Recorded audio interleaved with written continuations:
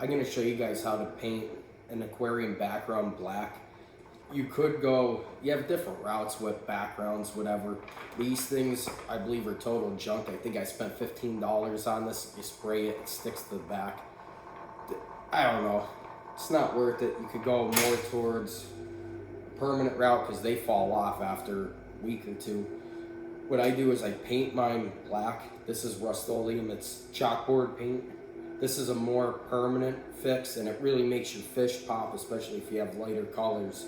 If you have real bright yellows or blues, whatever, or even albinos. Here we go. Now, before you start painting this, you want to clean it up. You could use cleaning vinegar, Windex, whatever you prefer. My route, I decided to take some Windex. I had it right on hand. Now, when you start using this stuff, I wouldn't make your first coat super thick. If you make it super thick, it starts clumping together. You'll see it when I start doing my second coat. I wasn't really concerned about it getting gunked up or looking crackly.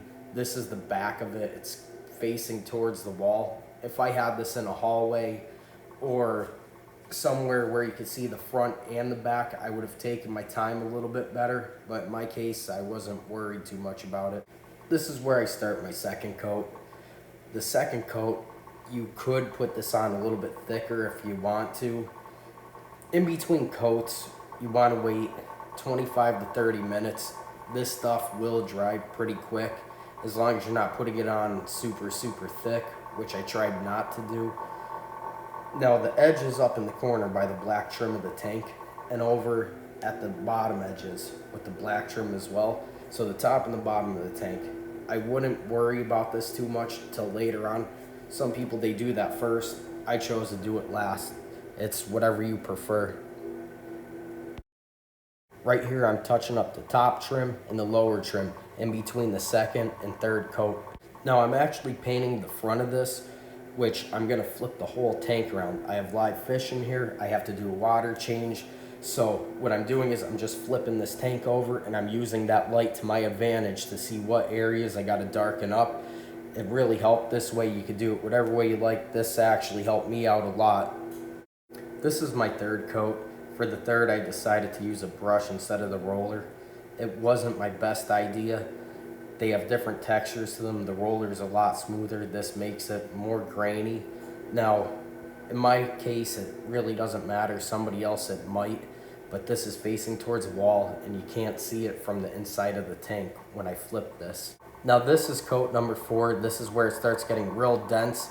You can no longer see light coming in from my clamp lamp. This is what you're trying to achieve, especially if you're putting this in front of a window, maybe a sliding glass door. Any place light could shine at the back of this, you don't want that penetrating through this. You'll see any type of flaws or mistakes, but it's starting to get nice and thick.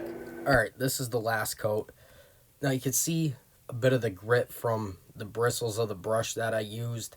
I shouldn't have done that. I learned my lesson for next time, but this last coat hides pretty much all of that. You might be able to see it a little bit from the outside, but the inside of the glass, you won't see any of that. It'll be completely black. You could tape up the black trim on the top and the bottom. I didn't do it. It came out pretty decent. Nobody's really going to see it. You could clean it up with hot soapy water, I guess, if you really want to get it super clean. Nobody will see this because of where I'm putting it. But yeah, this last coat really cleaned it up pretty good. I'll show you guys what it looks like completed.